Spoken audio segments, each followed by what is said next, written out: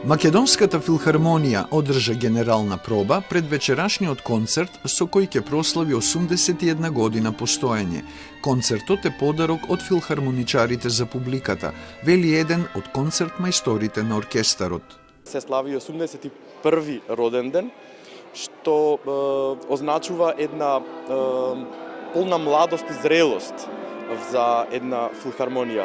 Ние секако прекрасно се чувствуваме, секогаш, бидејќи на публиката треба да и ние даваме подарок на публиката за нашиот роден ден, не очекуваме, нивниот подарок е аплаузот кој што ќе ни го дадат. Како солист ќе настапи светски истакнатиот ерменски виолинист Сергеј Хачатриян, кој е најмладиот добитник на првата награда на виолинскиот надпревар Јан Сибелиус во 2000 година.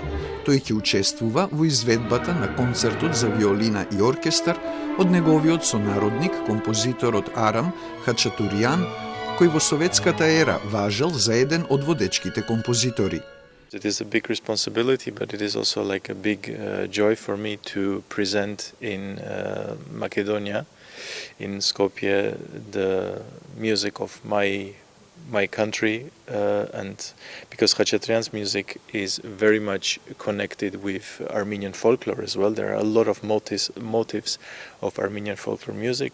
На концертот, со кој ќе диригира шеф-диригентот на Македонската филхармонија Јерухам Шаровски, ќе бидат изведени и свитата број 2 од балетот Лабин и Доирана од Трајко Прокопиев и симфонијата број 1 во C-мол опус 68 од Јоханес Брамс.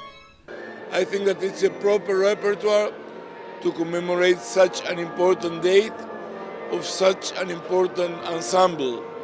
It's the national patrimony, the Philharmonic of Macedonia, of course the best orchestra here and one of the best in the Balkans.